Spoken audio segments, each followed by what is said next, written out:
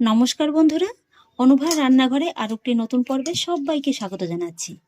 বন্ধুরা, আজকে আমি আপনাদের সঙ্গে এমন একটা পিঠে রেসিপি শেয়ার করব যে এত কম উপকরণে এত সুন্দর পিঠে বানানো যায়, আপনারা কিন্তু দেখলেই অবাক হয়ে যাবেন।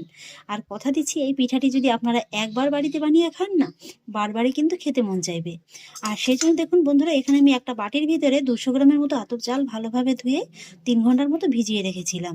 যার কারণে দেখুন চালটা কিন্তু খুব ভালোভাবে একদম ভিজেও গেছে। আপনারা এখানে আতপ চালের পরিবর্তে কিন্তু সেদ্ধ চালটা দিয়েও করতে পারেন, তবে চালটাকে কিন্তু 4 থেকে 5 ঘন্টার মতো ভিজিয়ে রাখতে হবে। এবার আমি একটা চালের পেস্ট তৈরি করে নেব, সেই জন্য নিয়ে নিয়েছি একটা মিক্সার জার। জারের ভিতরে এই যে চালটাকে দিয়ে দেব।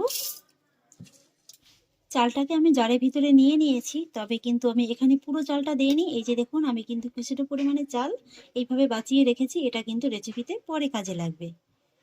আর এবার আমি চালের ভিতরে অ্যাড করব 100 গ্রাম সুজি। আমি এই কাপটা মেপে চালটা নিয়েছিলাম, 1 কাপ চাল নিয়েছিলাম। আর সুজিটা কিন্তু আমি এখানে হাফ কাপ নিয়ে নিচ্ছি। মোটামুটি আপনার চালটা যতটা নেবেন তার অর্ধেকটার মতো সুজি নিলেই কিন্তু হয়ে যাবে।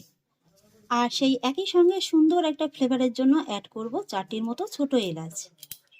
সেই সঙ্গে অ্যাড করব স্বাদ অনুযায়ী লবণ আর 4 বড় চামচের মতো চিনি। এখানে কিন্তু চিনিটা আপনারা কম বেশি করে দিতে পারেন। আর এবারে আমি চাল আর সুজির ভিতরে অল্প একটু পরিমাণে জল দিয়ে দেবো, আর তারপরে খুব ভালোভাবে পেস্ট করে নেব। চালটাকে দেখুন বন্ধুরা, আমি কিন্তু খুব ভালোভাবে একদম পেস্ট করে নিয়েছি। আর ঘনত্বটা দেখে আপনারা নিশ্চয়ই বুঝতে পারছেন যে ঠিক কেমনভাবে রাখতে হবে।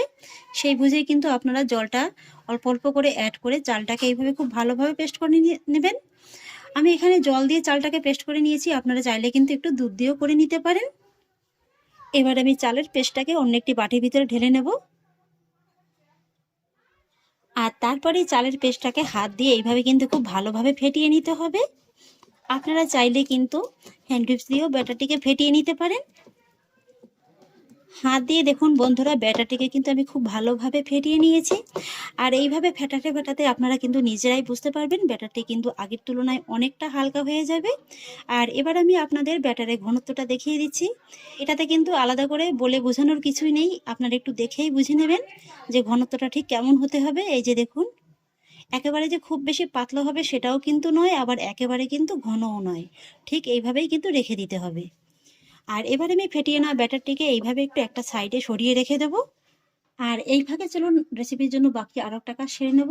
নিয়ে নিয়েছি গ্যাস ওভেনে করে ছোট্ট একটা তরকা প্যান। আপনাদের হাতের কাছে যদি তরকা প্যান না থাকে সেক্ষেত্রে কিন্তু আপনারা কড়াইতেও করে নিতে পারেন। আর এবার আমি প্যানের ভিতরে দিয়ে দেবো 1 চামচের মতো ঘি।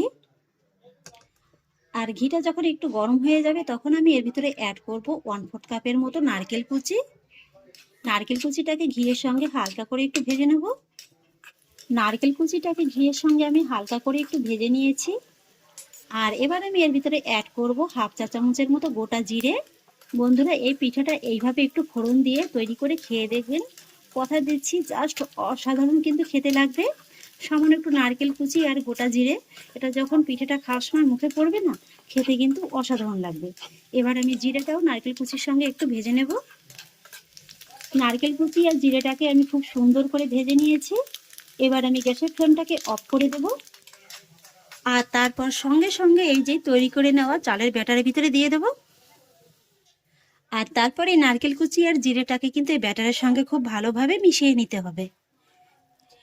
আর এবার দেখুন বন্ধুরা, আমি যে চালটা আলাদা করে রেখেছিলাম সেই চালটাকে কিন্তু এইভাবে 3 ভাগে ভাগ করে নিয়েছি। এই চালের ভিতরে আমি 3টে কালার করে নেব, তবে এটা কিন্তু সম্পূর্ণই অপশনাল। আপনারা যদি অপছন্দ করেন স্কিপ করে যেতে পারেন, হাতের কাছে কালারটা নাও থাকতে পারে, সেক্ষেত্রে কিন্তু আপনারা সামান্য একটু ড্রাই ফ্রুটস অ্যাড করতে পারেন। তবে এইভাবে একটু চালটা দিয়ে দেখবেন, পিঠাটা দেখতে কিন্তু খুবই সুন্দর লাগবে।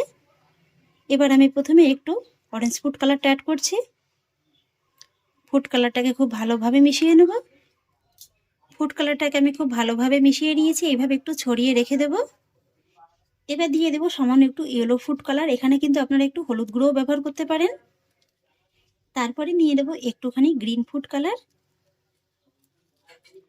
ফুড কালারটাকে আমি খুব ভালোভাবে মিশিয়ে নিয়েছি। আর হ্যাঁ, এই ফুড কালারটা মেশানোর সঙ্গে সঙ্গে কিন্তু পিঠার ভিতরে অ্যাড করা যাবে না, তাহলে কিন্তু এই কালারটা একদম পিঠার ভিতরে একসঙ্গে জড়ো হয়ে যাবে, সেক্ষেত্রে কিন্তু পিঠাগুলো দেখতে ভালো লাগবে না।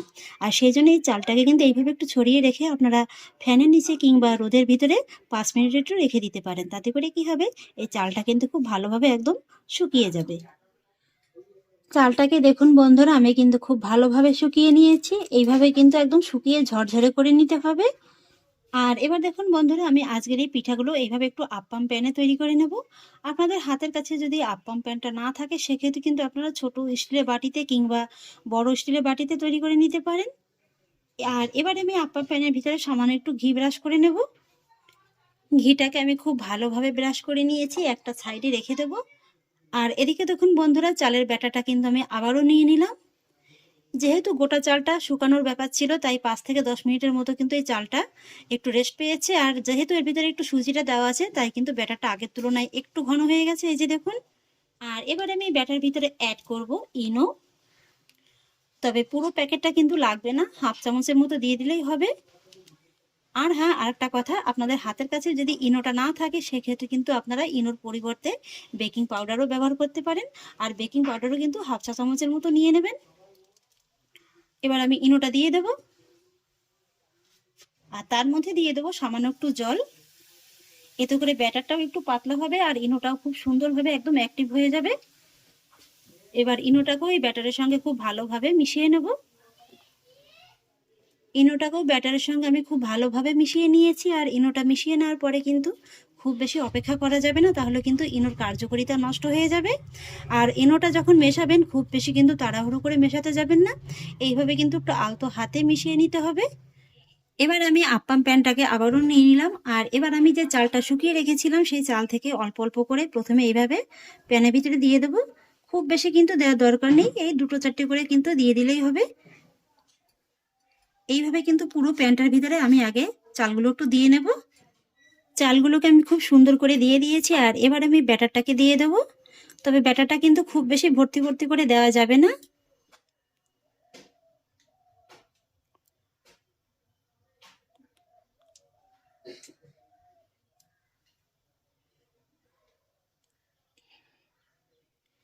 পুরো ব্যাটারটাকে এইভাবে দিয়ে দেওয়ার পরে আবারও কিন্তু উপর থেকে 2-4টে করে চাল ছড়িয়ে দিতে হবে। এতে করে কিন্তু পিঠাগুলো দেখতে খুবই সুন্দর লাগবে। চালটাকে একটু ছড়িয়ে দেওয়ার পরে দেখুন এবার দেখতে কতটা আকর্ষণীয় লাগছে। আর এবার দেখুন বন্ধুরা, পিঠাগুলোকে ভাপ দেওয়ার জন্য আমি গ্যাস ওভেনে একটি কড়াইতে আগেই খানিকটা পরিমাণে জল খুব ভালোভাবে গরম করে নিয়েছি। আর এবার আমি এই পিঠার প্যানটিকে এইভাবে কড়ার উপরে বসিয়ে দেবো। আর তারপর মিডিয়াম হাই আছে ঢাকা চাপা দিয়ে এই পিঠাগুলোকে আমি 5 থেকে 7 মিনিটের মতো একটু কুক করে নেব।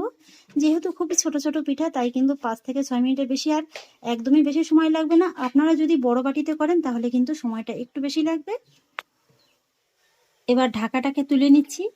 দেখে নিশ্চয়ই বুঝতে পারছেন যে পিঠাগুলো কত সুন্দরভাবে একদম ফুলে গেছে। আর এই যে দেখুন, খুব সুন্দরভাবে কিন্তু পিঠাগুলো তৈরিও হয়ে গেছে। হাতে কিন্তু একদমই ব্যাটার লেগে যাচ্ছে না। আর এগুলো দেখুন এত সুন্দরভাবে তৈরি হয়েছে যে প্যানের ভিতর কিন্তু নিজের থেকেই একদম ঘুরে যাচ্ছে। আর চালটা দেওয়ার কারণে দেখুন বন্ধুরা, কত সুন্দর লাগছে দেখতে। এবার আমি পিঠার প্যানটিকে নামিয়ে হালকা করে একটু ঠান্ডা করে তারপরে পিঠাগুলোকে তুলে নেব। পিঠাগুলোকে আমি হালকা করে একটু ঠান্ডা করে নিয়েছি। আর এই যে দেখুন বন্ধুরা, চালটা যে দিয়েছি না, চালটা দেখুন কত সুন্দর দেখতে লাগছে। আর চালটা যেহেতু আগেই ভেজানো ছিল, তাই কিন্তু এই পিঠার সঙ্গে সঙ্গে চালটাও খুব সুন্দরভাবে সেদ্ধ হয়ে গেছে। এই যে দেখুন দেখতে কতটা লোভনীয় লাগছে। প্রত্যেকটা পিঠাই কিন্তু একই রকম ভাবে উঠে আসবে। এখনো কিন্তু পিঠাগুলো বেশ ভালোই গরম, তবুও দেখুন কত সুন্দরভাবে উঠে আসলো। আর পিঠাগুলো দেখুন বন্ধুরা, কত সুন্দর একদম নরম হয়েছে। এগুলো এত সুন্দরই নরম তুলতুলে হয় আর সফট হয় যে মুখে দেওয়া মাত্রই কিন্তু একেবারে মিলিয়ে যাবে। আমি যেহেতু একসঙ্গে অনেকটা ব্যাটার তৈরি করেছি, তাই একই রকম ভাবে কিন্তু বাকি পিঠাগুলোকেও তৈরি করে নেব। পিঠাগুলো কিন্তু আমি তৈরি করে রেখেছি, অনেকক্ষণ হয়ে গেছে, একদম ঠান্ডা হয়ে গেছে। তবুও দেখুন বন্ধুরা, পিঠাগুলো একদম কতটা নরম। এই যে দেখুন, আর ভিতরটা দেখুন শুধু একবার। এটাকে কিন্তু পিঠা কম কেক বেশি বলা যায়। তাহলে আশা করছি বন্ধুরা, আমার আজকের এই একদম ইউনিক স্বাদের পিঠার রেসিপি আপনাদেরও খুব ভালো লেগেছে। যদি ভালো লেগে থাকে তাহলে আমাকে অবশ্যই একটা লাইক এবং কমেন্ট করবেন, সেই সঙ্গে বন্ধুদের সঙ্গে শেয়ার করবেন। আর প্লিজ বন্ধুরা, যদি আমার পরিবারের নতুন সদস্য হয়ে থাকেন তাহলে একটা সাবস্ক্রাইব করে পাশে থাকা বেল আইকনটি প্রেস করে দেবেন। ফিরে আসছি এরকমই পরের অন্য কোনো নতুন রেসিপি নিয়ে। সবাই ভালো থাকুন, সুস্থ থাকুন, ধন্যবাদ।